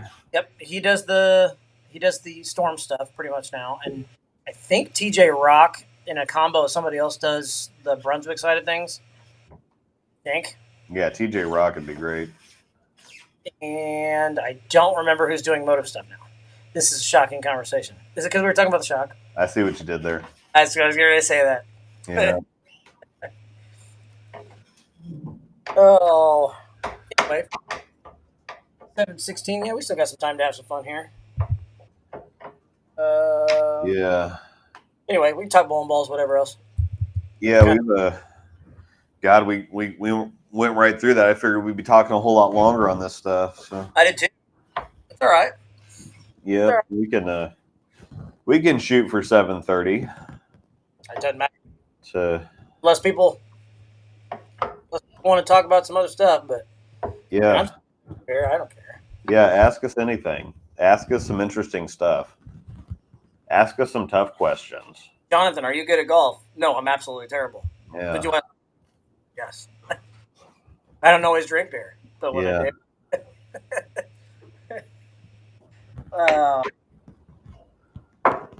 This one's pretty good. Let's talk about you and me. There you go. Talk about you and me. Let's talk about. Okay, this is going off the rails. Okay, I got a question. So Yingling for the next one, old school Yingling, or the same company that had the IPA do the Pale Ale? There it is. Gosh dang it. I'll do the Yingling. Yingling? Okay. Yeah. I'm gonna go get a Spindrift. There it is. By the way, these cans are amazing. Oh, sweet. The twist cap. Yes. Duo versus Idle Pro. Somebody just said in here. The Duo is kind of like a stronger Idle Pro, but the Pro is still kind of like roundish. The Duo is it's like a strong phase 3. That's about the best way I can describe it. It's a strong phase 3, stronger MVP Pearl, stronger wrecker, stronger punch out, going way back. A stronger phase 4 that's not dog shit. Who said it? Do they sell Yingling in Kansas? Actually, Fef, they started selling Yingling in Kansas in March. Yingling Flight any good? I actually like it. I do like the Yingling Flight. It's the Yingling Light is the one that I'm not a huge fan of.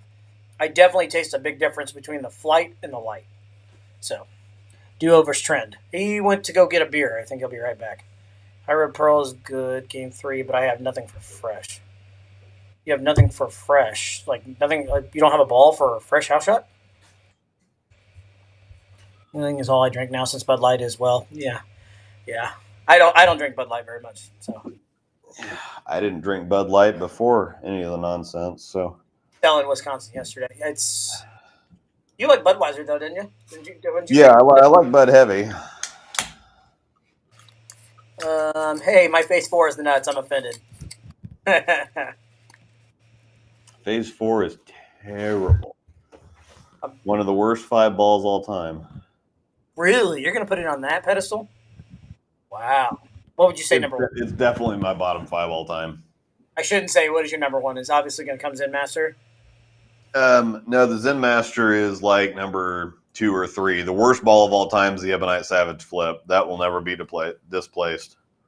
I've never threw it. I hope you step on a Lego. I have several times. Spindrift, no Hito. Actually, I stepped on but it's sparkling water. Went to go wake up Raylan for school the other day, and I stepped on a damn Lego. Nothing makes you say the F word faster than 7 on a Lego. Yeah. Drank Bud Light Ice College because it's cheap. I actually really like PBR.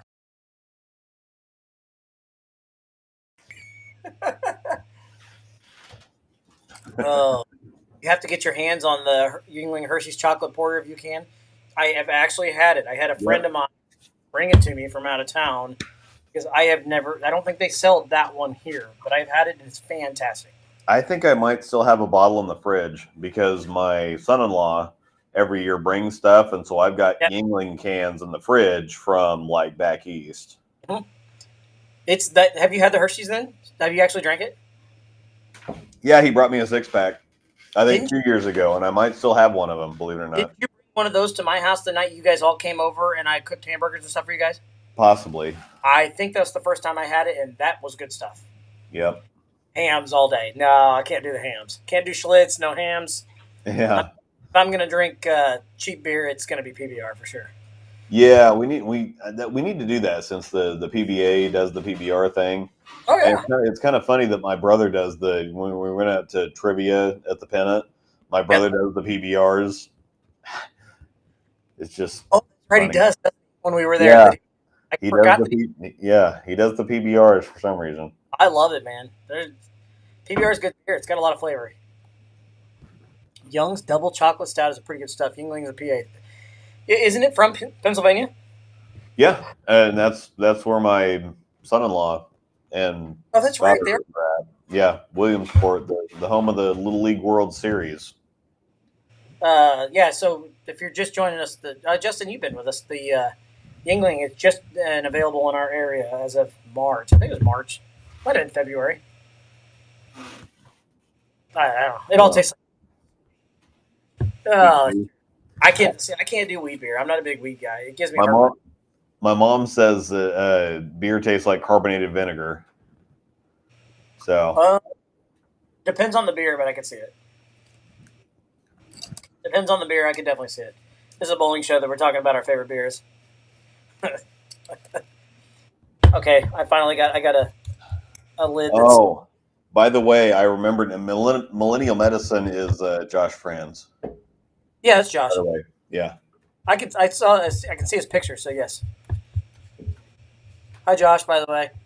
He gets mad at me because I always say hi, Brad, and never say hi, Josh. Yeah. No, I'm not. Never mind. Never liked the taste of beer or any alcohol for that matter. I wish I could either. I'm just being honest. You see, I'm like that with candy. I'm sure, do you like sweets, Luke? Most people forget about me. No, I wouldn't forget about you, buddy. Like sweets. Raylan always eating candy. Amanda likes candy. Most people I know, like Trevor, skinny's big, likes candy. Not me. I won't eat it. I'm just fat because I drink beer. Weird. Just fat because I drink beer. Too many cervezas. Angel got me a giant gummy Hello Kitty that I've been like slowly nibbling on for. Didn't we get was it a breakdown pair or was it a Rise and Grinds? Yeah, it was a 2-pound gummy bear or whatever. She wouldn't let us finish it. Was it, that was Rise and Grinds, wasn't it? Or what? Yeah. There it is. Still have that giant gummy bear. No, she made me throw it away. Like we got it in Syracuse like 4 years ago and I brought it back. And then we finally decided to open it and eat some of it. And then she's like, can't save it, you got to throw it away. And it was fantastic. Everybody says that those giant gummy bears are just, just like a gimmick or whatever. They actually taste terrible. This thing was fantastic. It's funny you say that. Throw it away. If I remember right, Raylan had some of it with us because she was actually there that night we did the show. Mm-hmm. And I think that's why we did it. Because she was there, and it's like, yeah, we'll try the frickin' gummy bear. He said it was really good, by the way. Yeah. In youth championships, say a haywire going down the lane, as well as 143 different purple hammers from 168 bowls. From 168 bowls. Yeah. Had the Red Sox recovered after being pummeled by my Buccos? Actually, yeah, we're one game over 500. Yeah. Doesn't say a lot, but we're not in last. So. Yeah, the IQ Ruby is not a good ball for really burnt lanes after the High Road Pearl. You would go from Ruby down to the High Road Pearl, and after that, probably a Hyped Pearl or something. I needed to bite the bullet and order a Ruby. Yeah, the Ruby is not good from deep. I need to order one. If you get bored this weekend, you want to come out, you can come hang out with me at Royal Crest Lanes. Yeah, well, I don't know what we're doing this weekend. I might go to the brewery too. 23rd Street Brewery in Lawrence, Kansas. If you're ever in the area, has really good food, by the way. Not you. Talking to other people. Yeah, I need to go see Guardians of the Galaxy 3. I think that comes out this weekend. It does. It comes out Friday? Yeah, the 5th, I think, Friday. I need to see John Wick 4. That's all I care about right now. I just need to see John Wick. And I need to see John Wick 3. I watched 1 and 2, and then I heard that 3 was bad, and so I'm like, whatever, I'll catch it when I catch it. And then John Wick 4 is out, and so I need to see 3 now so I can go see 4. There's a lot of violence in 3, and apparently in 4 there's even more violence. Sweet. Did you ever see Mortal Kombat? No, I need to see that one because they're coming out with a second one. Yes. I need to see Mortal Kombat. How was the Kansas City area over the weekend with the draft? I was actually in Kansas City on Saturday. I didn't drive a ton through the area, so traffic wasn't terrible. But it was definitely happening. Let's just say that. There was a question in here from, I don't know who said it. I just saw 14 pounds. Yes. What are your thoughts on 14 pounds? I think it's whatever you're comfortable with. From 14 to 16, I think it's whatever you're comfortable with throwing because there's several women that throw 14s and they do really well. Like Brianna Cote throws 14s and she won 2 or 3 titles last year. I think and I think Bill O'Neill went down to 14 and then he came back. The problem with 14 in general, if you're a storm bowler, is that the balls are completely different. The numbers are so different from 14 to 15 that you're looking at different bowling balls. But they did some testing, and 14s actually deliver the most kinetic energy to the pins because you can throw them harder and put more revs on them. But 14, 15, 16, I think, are somewhat interchangeable. Once you get under 14, though, the cores change and it goes downhill very quickly. So I think from 14 to 16, you can kind of take your pick. It's I've always thought about doing it because I mean, obviously, if everybody that watches the show, well, 90% of people that watch the show know that I'm not a very big human, and I still throw 15. So, and I do not have any issues throwing. I've had elbow issues in my life. One time, it was a very short time. I want to say, what did I deal with it for? It was like 3 or 4 months, wasn't it, Wood or Luke? I think so. It was like 3 or 4 months I dealt with it. It was so bad at one point that you guys were running a tournament and Angel would not let me bowl because I still wanted to bowl. Do you remember this? It was the G doubles. So it wasn't in like on the outside of my elbow. It was actually on the inside of it. And I think was a similar thing that the Gromovitz said he fought for a while. But it kind of healed up and I don't have any issues with it. I haven't had any issues with it since. But yes, John Wick 4 is already out. What's that? So, yeah, is John Wick 4 already out? Yes. Oh, yeah. I heard a rumor that if you have Paramount Plus, we do not endorse that product, by the way. If you have Paramount Plus, it will be on there tomorrow. Interesting. And if it is, I know what I'm doing when I get home from work. Yeah. I'm a huge John Wick fan.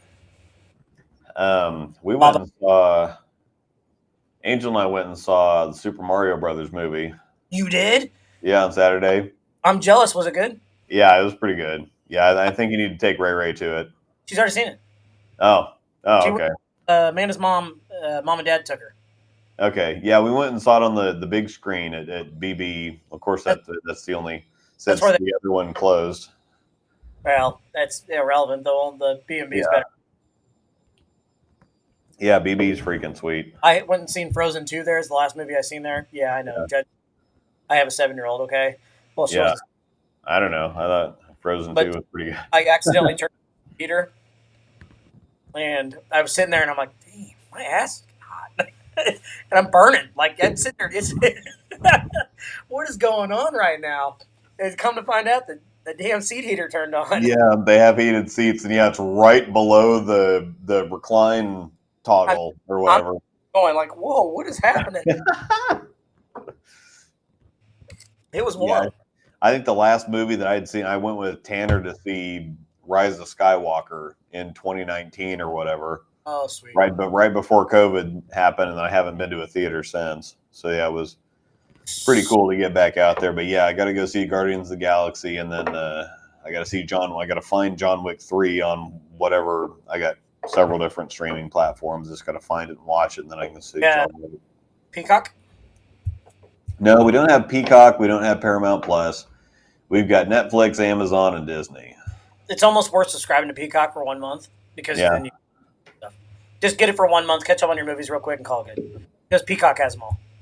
Yeah, cool. I believe Peacock's the one that has all of the John Wicks. Anyways, yeah, 3. I think 3's good. Don't judge me. So, critics are really weird with stuff too. Like, there's a bunch of stuff that's actually good that they say is terrible. Yeah. So it's hard to pay much attention to the critics. I do not think the John Wick's on Hulu. I could be wrong, but I don't think it's there. It's bowling. Yeah, we do have Hulu too. We need people to talk to us about bowling, or else we're going to talk. Yeah, I know that all the bowling people are going to get mad. Like the next guy, but it's a bowling show. You guys aren't talking bowling. Trust me, we do get hit up with that. Yeah. I went to the Warp Zone screening of Super Mario. The movie was over in 5 minutes. Oh, DD was not bad. Great said critics don't like the Mario movie, but the audience score was very high. Well, yeah, of course, because it's perfect for kids. Raylan said she loved it. Yeah, and there's a bunch of Easter eggs, and it's great. I swore there was a question. Okay, yeah, there it is. It actually is a bowling question. I just had it. I don't have a mouse on, so I'm having to use the damn. Somebody said something about noticing the numbers from 16 can be a lot different, and that's it was related to sport patterns. Oh yeah, I'm in a sports singles league and bowled the USBC doubles and singles from last year. How do you attack? The doubles and singles from last year, I would not attack. It was awful on the left side. The right side, take a purple hammer and throw it up 5. Fair. I actually got to throw my purple hammer for the first time in forever here a couple weeks ago. It was kind of nice. This is why you were at Nationals. Sweet. I didn't crush it because I also threw it like ass, but I can see why it's really good. What was the question? Tournaments? I can throw a hard. Yeah. Whoever it was that asked a question about the sport pattern, ask again, please. I found it. I talked about it. Oh, you did? Okay, never mind. Yep, I got it. Okay. The double and singles thing. Sweet. What did I miss? We're still I was looking at our numbers or whatever. We're in 43rd for team at Nationals. Oh, sweet. There's still a long way to go, but yeah. James and Waswo are in 43rd for team at Nationals. Oh, I'm tagging along. Oh, I'm in 219th for singles though. Did you do any tournament long brackets? No. Thanks for the advice. I've made quite a bit of money in brackets. Well, I mean, not really, but good. Can I borrow $1? I made money in brackets. Let me put it that way. That's why I think I got money back. I got the money that I put in back, and then I made more than that, so that's quite a bit of money in brackets. Didn't miss out this weekend. Love Wasbo and the KC people, but walk into Summit, and I love Summit because the owner of that place is a good buddy of mine. But we walk in, and it's 4 on a lane. It's rough. Yeah, that's your daughter graduated from college this weekend, and so yeah, it was a long. I was not disappointed once I got to thinking about it. I'm like, gosh, there's 48 teams and there's 24 lanes and oh god. But I will say that the house pattern held up very well. I would have thought they'd have been flying. And they didn't they have to reinstall the lanes because the topography is so bad. They do not. Oh, they don't? I talked to Strickland, who's the owner, the other day, and he said they've had them in there fixing the topography. Oh, okay. I think it's all. They were going to do a frickin'. No, he said they think it's all good now. It should be. He said everything should be good. And apparently, he said it's just the building. The building itself is just so old that it's all it was. But they've had him in there working on the topography, and he says he thinks that they should be every lane should be good to go. Cool. We'll be there for the KCO in a few months. Like he told me, he's like, it's the building's still old, and it's still going to have its characteristics lane to lane, but it is what it is. Strickland's a great dude. So check out Summit Lanes if you're ever in the area too. And also, you can come bowl KCO with us. It was a 5.5 hour tournament, kind of rough. Pattern did hold up. Yeah, it did. It held up really well. Yeah, it was. It's hard to get into a groove when you have to wait 10 minutes a shot. It feels like. What? I'm trying to look for they don't have the loaded cash numbers on there for nationals yet. It's frickin' May. The tournament's been going on for a month and a half. They don't have loaded cash numbers yet. Yikes. I got a good one. So, this nothing against the women that bowl women's state tournaments, but Amanda bowled women's state this last weekend. Yeah. And it was at Gage. So Sunday we go to watch. I go to watch her, and I don't think I've ever seen Gage that busy in my life. Yeah. Against Gage, it's packed. Like you couldn't find a parking spot. There's 1,000 people in the building, and we're standing by the check-in line. Right? Okay. So over by the snack bar, to the low end, kind of when you first walk in, where the seating area is for the snack area. And I'm standing there, and I look down, and I see a fake nail, a woman's red painted fake nail. Yeah. Look at Amanda, and I tap her on the shoulder, and she goes, "What, honey?" And I just pointed at the ground. And I said, "Tell me you're at a women's only bowling tournament. Tell me you're at a women's only bowling tournament." And pointed at the red nail on the ground. Oh shoot! But I tell you what, I wish there's one thing I will say: all those ladies that go do that kind of stuff, I wish we had as much fun as they do bowling that stuff. Yeah. I mean, they were all energetic, had a good time. Granted, we probably bowled 9,000 times more than what they do on a normal basis. Yeah.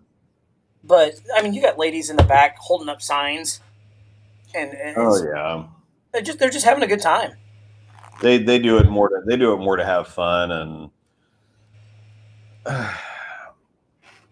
I'm moaning about being in second place. Well, if it makes you feel better, your score's big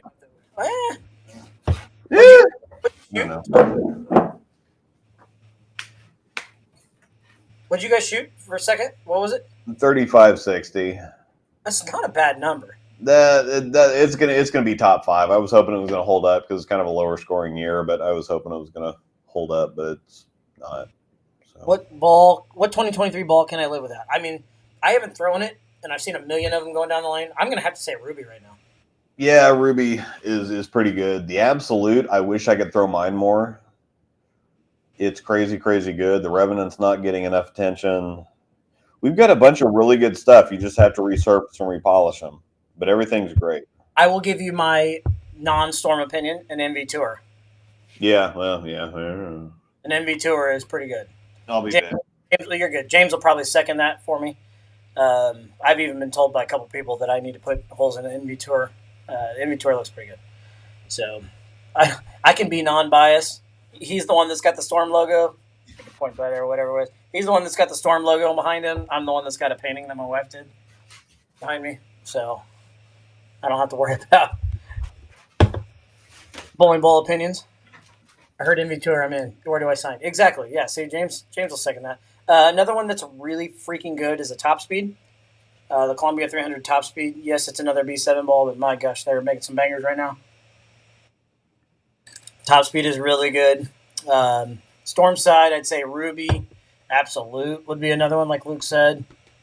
The Duo, actually. The Duo looks really good when it comes out. So I'm just trying to think what else on their side of things. They're starting to make some good stuff on the Storm side too. So problem is, like he said, you got cover issues. The guys in my league have made the MV Tour look really good. The MV Tour is just really good. I'm not gonna lie, it's just really, really good. There's no sugarcoating that. It's the best way to put it. It's a better Obsession Tour. What's the NV Tour compared to the Storm side? Well, it's asymmetric, if I believe.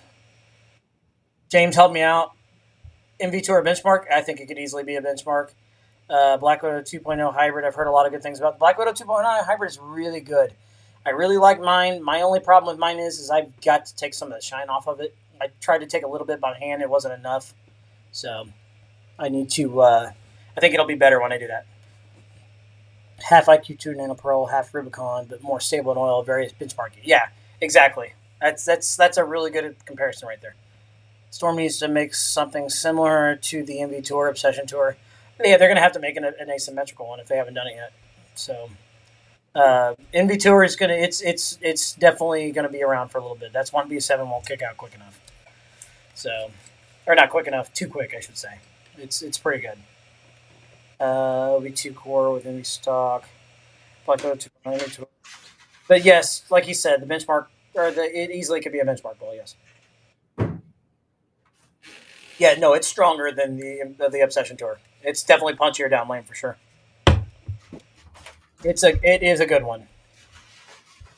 But the thing is, it's not like the most sexy ball look wise, so it doesn't have the shelf appeal that people are like, oh my gosh, that ball's cool looking. I got to have that.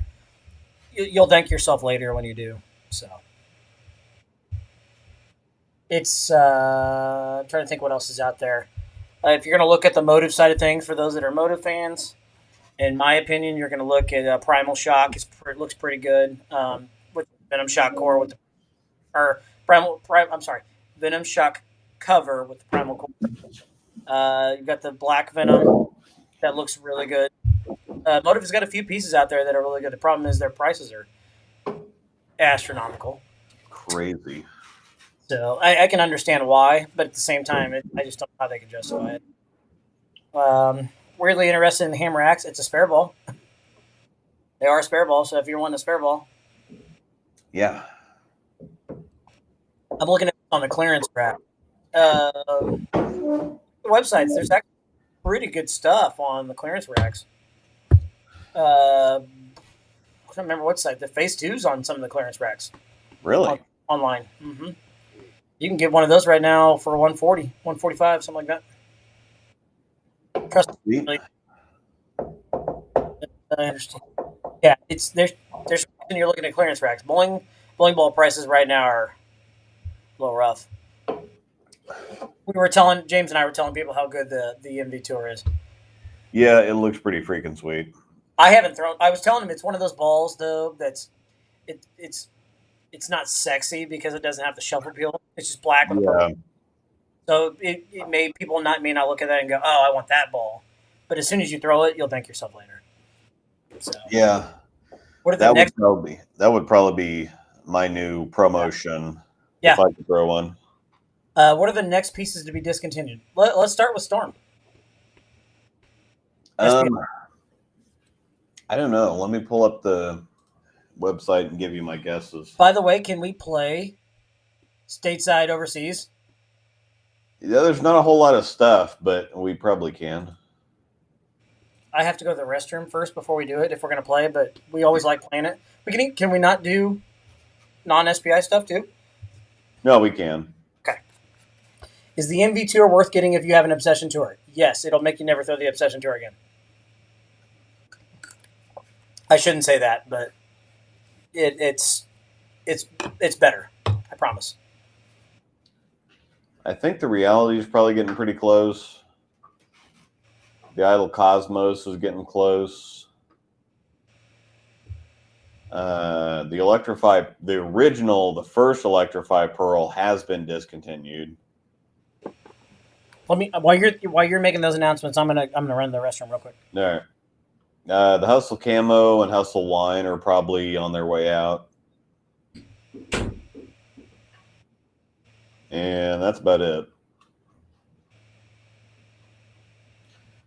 I don't think the Supernova has been very popular either, but it's only been out. It came out like September, so I think it's still going to hang on for a few more months, but I don't think it's been very popular, so I think it's on the way out.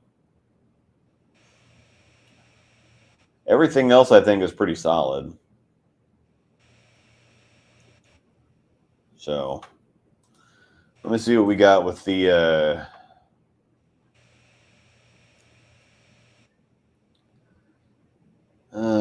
Where's it at? Where'd it go? Yeah, there it is. USBC approved list. The axe, yeah, there's a raw hammer, black red smoke. The Blizzard Zero from Swag. Swig. Oh, is that going to be overseas? Yeah, probably not. I don't know. I don't even know what's going on with them. I really don't know. I only have 3 balls. The One Connect, the Royal Angular One from Ebonite. Those are both probably overseas. Hammer Black Widow Dark Knight. Overseas. The Extreme Reality, probably overseas. The Dark Physics. I got a little bit of intel on that. The Dark Physics basically looks like a dark code, but it's the physics. It's energy hybrid on the atomic core. So I'll pop this up on the screen. That for the win, by the way. That was tasty. Thank you. Swig. We are going to go with the pale ale now. Sweet. So dark physics, it looks like a dark code, but it is the original physics, just different color. And they've still been doing the 1500 grit polish overseas. And so this one, the cover on this is React Gloss. Ugh. However, I got some intel that said they're trying out React Gloss on some popular overseas lines because they want to phase out the 1500 grit polish. That's a terrible idea, but whatever. Luke, do you think the Rotogrip clone is going to be similar to the UFO alert? It should be the UFO alert. I think that we're getting that one. I would like to get my hands on. I hope we're getting that because I mean the alert's been popular enough with the pros and with everybody else that I think the clone is the alert. Yeah, Justin, B7 DCs everything so fast because they just have so many brands. It's hard to keep everything going. You got to keep interest. That's the problem. If DA doesn't come out with something for a couple months, you believe it or the best way to put it is there's fans of every brand, and there's people that actually, even with Brunswick having, say, Deviate or Radical that you don't see a ton of people throw, you've got guys out there that still are just loyal that will only buy a ball that says Radical on it, and you've got to keep interest in all the brands too. So they've got to keep pumping balls in and out. When you have that many bowling companies, I'm just trying to think of the best way to put it. You have that many companies, it's hard to keep the same thing for so long. Yeah. Now, granted, if it's really, really, really good, it's going to stay for a while. So, Justin Brunswick has calmed down with that recently. And yes, James is right. They have very much so calmed down with that recently. So, true, the purple isn't going anywhere. Matter of fact, they just remade the purple again with a different colored pen. So, yeah. Storm does a good job with it, keeping stuff in there. They have DC'd some stuff that really ruffled a lot of feathers. The last one I can think of, Luke could probably correct me. I remember the uproar when the Idol was discontinued. People freaked out over that. Has there been one since that one? Since the Idol that people freaked out over? I remember I was not happy. I liked not it. Yet. Didn't think so. That's been what, 3? That was pre-COVID, right? Yeah. What? Yeah. I think it was right after bowling in our area opened back up. Am I wrong? I'm pretty sure we were still wearing masks when we were bowling. Yeah, I guess. Hello, true. Purple isn't going anywhere. Yeah, purple's not going anywhere. That ball's they'll try and continue to make another stuff, but especially if it's making them money on tour, they're not going to do it. IQ Emerald, I thought was a big deal too. Besides Idol, it was a big deal, but I mean, you've got your Ruby now, so it's a little punchier down lane than whatever Emerald was, but yeah, I think the Ruby is a better ball anyway. There you go. It smells better. I got really tired of smelling the wintergreen or whatever it was. Yeah. Do you feel Big Bowling is still producing balls? No, Big Bowling's done. Yeah, they're done. I don't even have to finish reading that. It's done. It sucks because Big Bowling probably could have been better than what they were. They just came out. It was just bad timing for them. Yeah, just super bad timing. Which sucks because it would have been great to see another company that's actually could have made some noise. So, yeah. If Big still has balls over ring, it's you can actually get big bowling balls. It's not maybe Bowler's Mart. Some of the sites out there you can still get big bowling balls. Too bad Motive didn't buy it to have a second brand. You know what? I'm kind of surprised Motive never entertained it, but it might have been too much money for them to invest in to bring another line in. Luke, what are your opinion on that? Yeah, that would have been interesting. I think that it's kind of impressive that Motive is staying relevant despite the singular brand against the big guns. And so I think that having another product line would be in their best interest. I just don't know if they can do it. You know what I kind of think? And this is not me having any inside information, anything like that. I think Motive doesn't do it because I think Motive loves being the way they are. Yeah, probably. They like doing what they do. It's a family-owned business. And they're, I don't know. I feel like they're comfortable doing what they do. They feel like they do it the best they're good at what they do, not the best, but they're good at what they do. And I don't know. That's just my opinion. I don't think that they're interested in scooping up another brand. Would they be beneficial? Absolutely.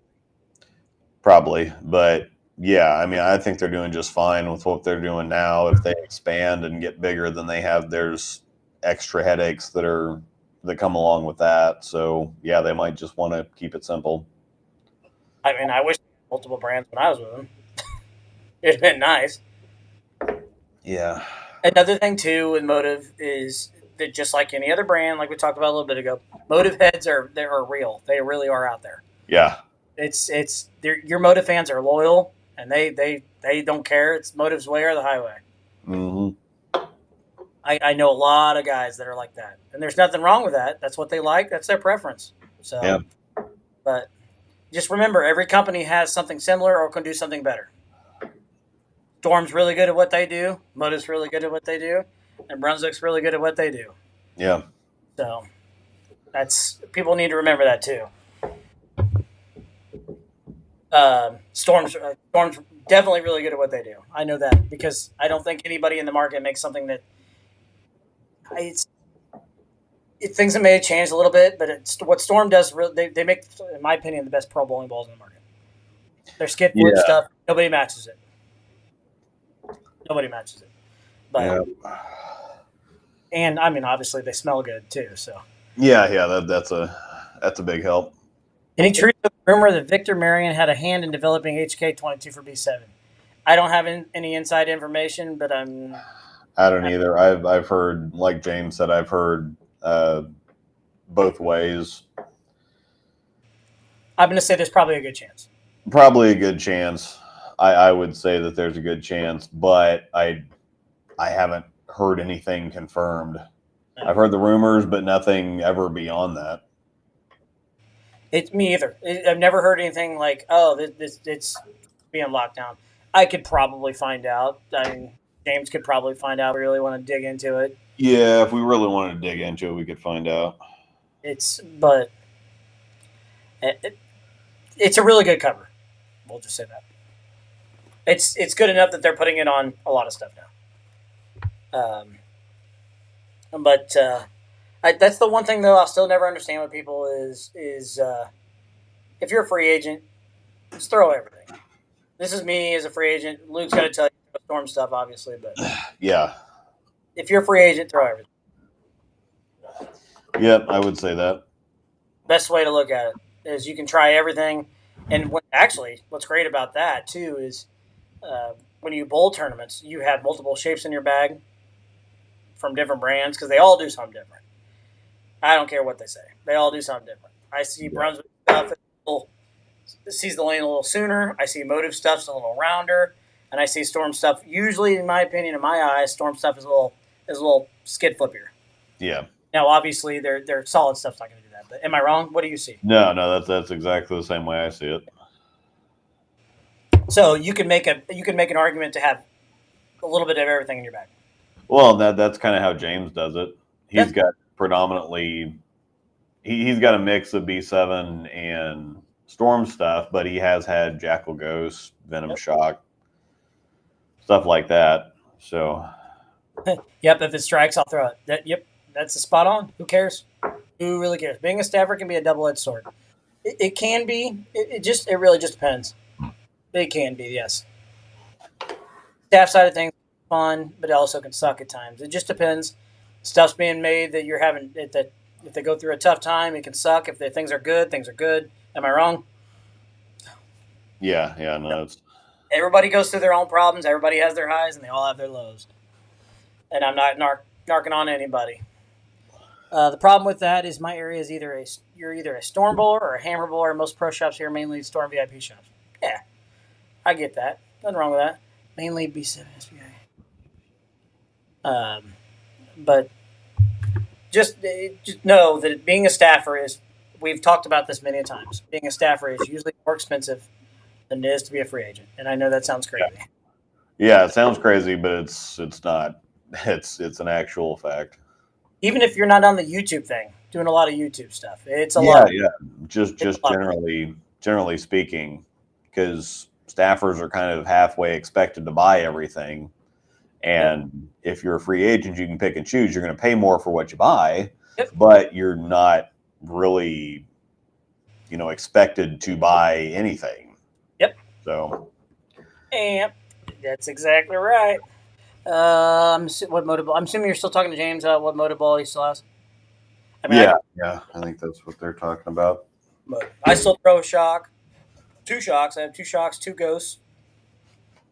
Pin down, 1 pin up. I throw an Iron Forge. That's a little bit of a taller pin. By the way, kudos to you on that. And whatever we did that night, and we talked about that. It worked. Because even Henniger one day, I was bowling the KC Bowl trios.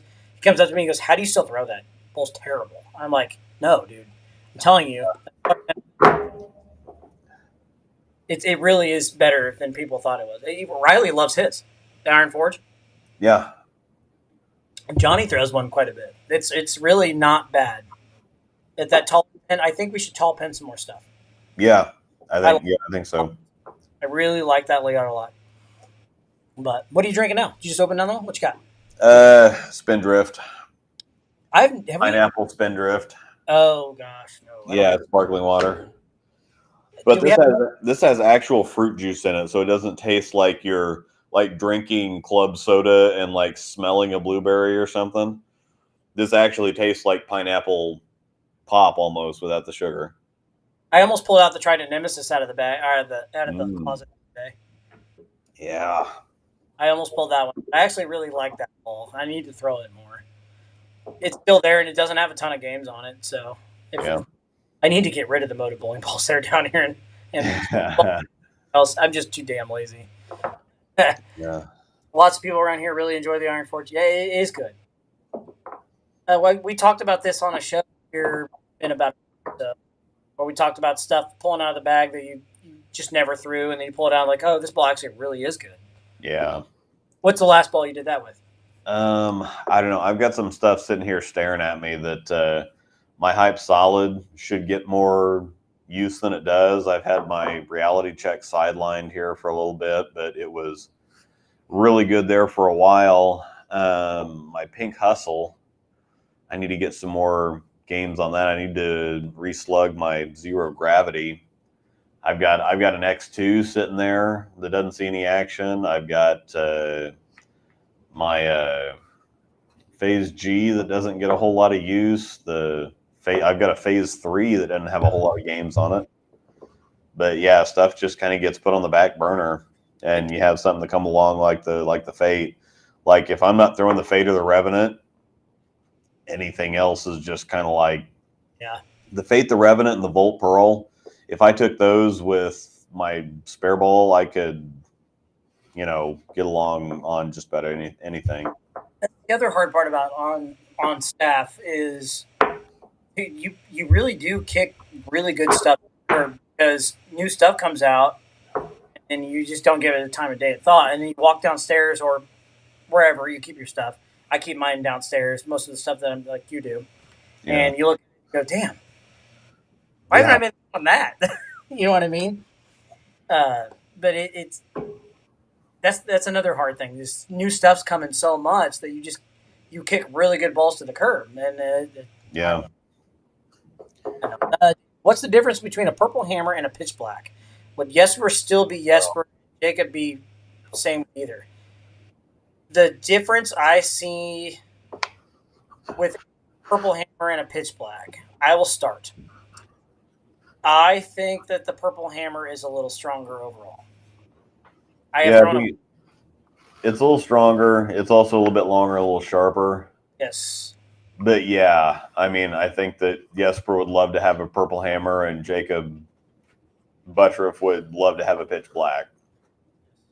So now, I've thrown the last time I threw, because I signed recent, not far after that. But the last time I threw a pitch black, we bowled the Swiss Trios, and obviously it was sport. I don't remember the distance. I want to say 38, 39 feet. And I pulled it out that Sunday. And it was really good. That's the only time I've thrown the pitch black. I did not mind it. But the difference between the two is I definitely see it a little slower in the back than a purple hammer. It's not as... But the overall shape is really good. Uh-huh. What do you think? Yeah. I think the pitch black's more the traditional. You're the early, really smooth. Traditional. And then the purple hammer's somewhere in between.